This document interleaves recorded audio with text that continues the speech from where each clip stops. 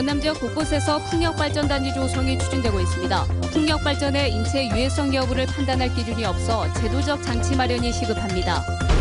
장애 학생들의 건강권이 교육당국의 예산난 속에 뒷전으로 밀려나 있습니다. 특수교육법에 명시된 규정들도 지켜지지 않고 있습니다. 20대 국회에서는 지역발전의 청사진을 제시하고 사안별로 힘을 모을 수 있는 초당적인 협의체가 상시적으로 운영돼야 한다는 목소리가 높아지고 있습니다. 다매체 시대를 맞아 지상파 TV에도 중간 광고가 조속히 도입돼야 한다는 의견이 학계에서 제기됐습니다. 불균형적인 광고 규제를 없애 무료 보편적인 지상파 서비스의 질을 높여야 한다는 주장입니다. 여러분 안녕하십니까? 전남 지역 곳곳에 풍력발전소가 들어서고 있습니다. 풍력은 친환경 에너지라서 주민들도 반기는 줄로만 알았는데 꼭 그런 건 아닌가 봅니다. 건강을 해친다며 주민들이 발전소 건립을 반대하는 경우가 적지 않습니다. 아직까지는 유해성 여부를 판단할 기준조차 없다는 것도 문제입니다. 집중 취재, 먼저 송정근 기자입니다. 장성의 한 사찰, 600m 떨어진 곳에 대형 풍력발전기가 세워진다는 소리에 스님들은 걱정입니다. 어떤 기도라든가 수행이나 이런 거에 이러한 막대한 피해를 주는 시설물이 있다는 것은 그 사찰로서는 감내하기가 조금 어렵죠. 지난달 이곳 태청산 일대에 3.3메가와트짜리 풍력발전기 16개를 짓겠다는 내용의 개발 제안서가 군청에 접수됐습니다. 대규모 풍력발전 단지 소식에 걱정이 앞서기는 마을 주민들도 마찬가지. 5개 마을 300가구가량이 풍력발전 영향권에 있어 소음과 진동 피해는 물론 저주파 등으로 인한 건강권이 위협받을 것이라며 반발하고 있습니다. 최근 민원이 제기된 영암의 풍력발전기보다 발전 용량도 큰 데다 거리도 1km 이내여서 피해는 더 클 것이라고 주장합니다. 국내에서는 제일 크다는 그 발전기가 저희 바로 제 집 뒤에 꽂히게 됩니다. 그거 알고 나서 지금 제가 한 5일 동안 잠을 거의 못 잤습니다. 그런 소식을 듣고 그 이후로 주민들을 설치하기도 전에 여러 가지 염려 사항을 그렇게 노출하고 있습니다. 일손도 잡히지도 않고 잠도 제대로 못 자고. 발전회사 측은 아직 사업 초기 단계라 구체적으로 정해진 게 없다며 주민들의 민원을 최소화하겠다는 입장입니다. 사업이 지금 된다 안 된다 이유가 판단된 게 아니거든요. 근데 진행 절차에서 처음으로 주민 설명을 하는 거고요. 사업을 해서 주민의 의견을 듣고 하는 거고. 풍력 발전이 실제로 건강에 영향을 미치는지는 입증되지 않은 가운데 주민들의 반발은 거세지고 있습니다. MBC 뉴스 송정근입니다. 풍력발전소 인근 주민들이 주로 호소하는 증상은 수면장애입니다. 인과관계가 확인되진 않았습니다만 이게 저주파와 관련이 있는 게 아니냐 하는 의심이 있습니다. 풍력발전의 발전을 위해서도 과학적인 조사와 기준 마련이 시급해 보입니다. 정용욱 기자입니다.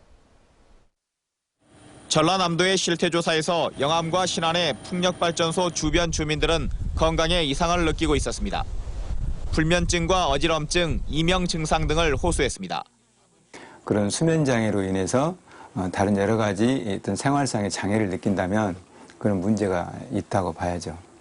하지만 풍력발전에서 나오는 소음이나 저주파 등으로 그런 건지는 인과관계를 규명하지 못했습니다. 단지 기초조사에서 과학적인 조사가 이루어지지 않은 것도 있지만 한다고 해도 현재 법으로 유해 여부를 가리기가 쉽지 않습니다. 풍력발전의 경우 저주파에 대한 법적인 한도값이 없고 측정 방법 또한 정해져 있지 않는 등 구체적인 기준이 없기 때문입니다. 또 풍력발전소를 민가에서 어느 정도 떨어진 곳에 건설해야 되는지도 별도 규정이 없습니다. 인체에 미치는 영향을 연구하는 데 수년이 걸리고 적지 않은 돈이 들다 보니 관련 연구를 진행하지 못하고 있는 겁니다. 얼마 이상인 경우에는 사람에게 인체에 어느 정도 해가 있다. 이런 게 조사가 돼야 될 거 아닙니까? 전남에는 현재 9곳에 풍력발전 시설이 있고 추가로 30여 곳에 건설이 예정돼 있습니다. 민원과 함께 피해 호소가 잇따르고 있는 만큼 정부 차원의 제도적 장치 마련이 시급해 보입니다. MBC 뉴스 정용욱입니다. 장애를 가진 학생들이 잇따라 쓰러지는데 교육당국은 쉬쉬하고 있다는 뉴스를 어제 전해드렸습니다. 마냥 숨기기만 할 게 아니라 대책 마련을 서둘러야 할 것으로 보입니다. 이계상 기자입니다. 장애 학생을 학교에 보내는 부모들이 광주시 교육청 앞에서 열흘째 천막 농성을 벌이고 있습니다. 이들은 교육감이 공약으로 내걸었던 장애인의 교육권 보장 대책을 하루빨리 실천하라고 요구하고 있습니다. 학교에서 장애 학생이 숨지고 의식불명 상태에 빠지는 상황에서 관련 예산을 확보하지 못했다는 이유로 대책 없이 기다릴 수만은 없다는 것입니다. 장애 학생이 질환이 있을 수도 있고 없을 수도 있잖아요. 근데 이런 부분에 대해서 조금 면밀히 좀 검토해서 학교에서 우리 아이들에 대한 교육을 시켜줬으면 좋지 않을까. 장애인 단체들은 학교에서 쓰러지는 장애 학생들이 생겨나지 않기 위해서는 장애 학생들의 질병 이력 등을 꼼꼼히 관리하는 개별화 교육이 이루어져야 한다고 지적합니다. 장애인 등에 대한 특수교육법에도 이 같은 규정이 명시되어 있지만 일선 교육 현장에서 잘 지켜지지 않고 있습니다. 장애 학생들이 위기에 처했을 때 신속한 대응을 하기 위해서는 특수교육 보조 인력이 확충돼야 하지만 역시 예산 부족을 이유로 무시돼 왔습니다. 장애 학생들에 대한 보조 인력 문제와 장애 학생들의 건강권 관리를 체계적으로 할 수 있는 대책이 꼭 이 기회에 필요할 것 같습니다. 광주 지역에서 학교에 다니는 장애 학생은 2,800여 명. 건강권 보호 대책이 뒷전으로 밀리면서 또 다른 희생으로 이어지지 않을까 우려하는 목소리가 높습니다. MBC 뉴스 이계상입니다.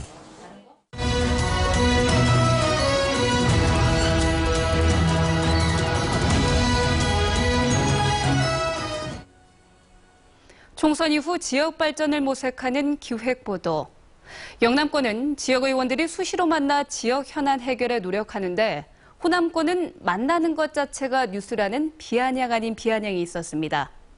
지역 발전에 청사진을 제시할 초당적이고 상설적인 협의체 구성이 절실하다는 지적입니다. 한신구 기자의 보도입니다. 지난 2011년 R&D 특구로 지정된 광주와 대구. 정치권과 행정, 학계와 시민단체가 손을 잡고 미래 지역 발전을 선도할 바탕을 놨습니다.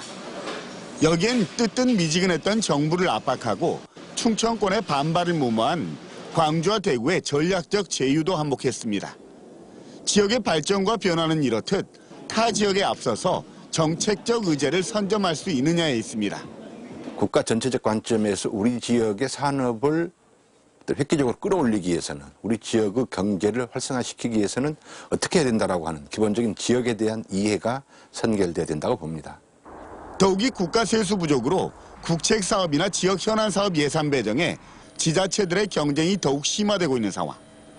강원과 울산 정치권이 국회의원 협의체를 구성해서 당을 떠나 정기적으로 머리를 맞대고 있는 것도 이런 맥락에서입니다.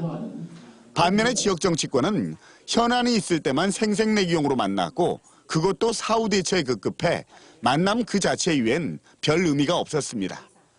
지역 발전을 위한 협의체가 구체화 상설화돼야 하는 이유고 그런 점에서 호남을 석권한 국민의당의 책임은 큽니다. 총선 당시 예산과 실행 계획이 부족했던 것으로 평가됐던 지역 공약을 구체화하는 등 청사진도 제시해야 합니다.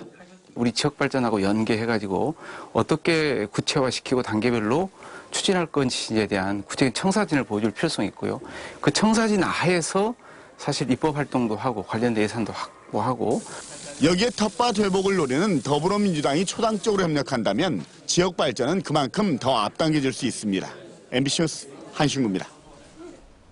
케이블 등 유료 채널과는 달리 지상파 방송사들은 프로그램 중간에 광고를 할 수가 없습니다. 학계에서는 이제 지상파 TV에도 중간 광고를 허용해야 한다는 목소리가 나오고 있습니다. 김민정 기자입니다. 지상파 TV의 경우 일주일에 한 번만 재방송을 할 수 있습니다. 반면 종편을 포함한 유료 채널들은 많게는 5번까지 가능합니다. 유료 채널들은 이를 활용해 중간 광고는 물론 협찬이나 간접 광고 등 막대한 광고를 소화하고 있습니다. 2018년에는 유료 채널의 총 광고비가 지상파를 추월할 거란 전망이 나오는 이유입니다. 지상파 방송의 프로그램 광고가 안 붙게 되면 결론적으로 말해서 제작비가 적게 되고 제작비 투입이 적으면 프로그램의 질은 떨어질 수밖에 없고. 유료 채널처럼 지상파에서도 중간 광고를 허용해야 한다는 주장이 언론학회에서 제기됐습니다. 불균형적이고 비대칭적인 광고 규제를 해소해서 무료 보편적인 시청 서비스를 제공하고 방송 산업의 글로벌 경쟁력을 높이자는 겁니다. 또 중간 광고 도입은 열악한 지역 방송사의 수익 구조 개선에도 도움이 될 거라고 전망했습니다. 재원이라든지 이런 부분에서는 지역방송이 훨씬 더 어렵기 때문에 중간광고 도입된다면 지역방송 같은 경우에는 더욱더 혜택이 크다라고 봅니다. 이에 반해 일부 언론학자는 지상파마저 중간 광고를 할 경우 미디어의 자본 종속이 더 심화될 것이라며 공공성 확보를 위한 사회적 합의가 선행돼야 한다고 주장했습니다. MBC 뉴스 김인정입니다.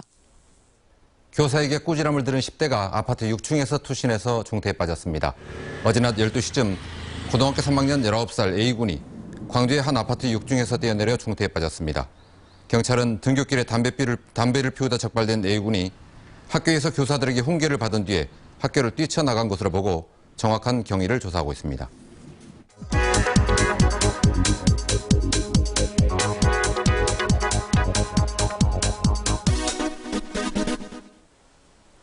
직장인이라면 아이가 태어났을 때 휴직에 대해서 많이 생각하실 텐데요. 지난해 광주 지역에서 육아를 위해 잠시 일을 쉰 사람은 1,648명 정도입니다. 해마다 늘고 있는 추세인데요. 특히 육아를 위해서 일을 쉬는 아빠들도 늘고 있습니다. 지난해 육아휴직을 낸 남성이 2014년보다 2배가량이나 늘어서 눈길을 끌고 있습니다. 이렇게 남성 육아휴직자가 늘어난 것은 여러 가지 지원 때문인데요. 한 자녀에 대해서 부부가 순차적으로 육아휴직을 쓰는 경우 두 번째 휴직자에게는 최대 150만 원의 휴가급여를 주는 아빠의 달 제도가 시행되고 있기 때문입니다. 육아휴직을 시행하는 회사에 정부가 주는 지원금도 늘고 있습니다. 하지만 육아휴직자 가운데 남성이 차지하는 비중은 아직까지 많이 미미하죠. 육아는 여성들만의 문제는 아닙니다. 더 많은 아빠들이 일과 가정의 균형을 맞출 수 있는 기업 문화가 빨리 자리 잡게 되길 바랍니다. 카드뉴스였습니다. 광주 서구청이 상무금요시장을 폐쇄하겠다고 밝힌 가운데 내일부터 행정처분에 나섭니다. 광주 서구청은 상무금요시장 거래가게 250곳 가운데 60% 이상을 기업형으로 분류하고 다음 주에 폐쇄하기로 했습니다.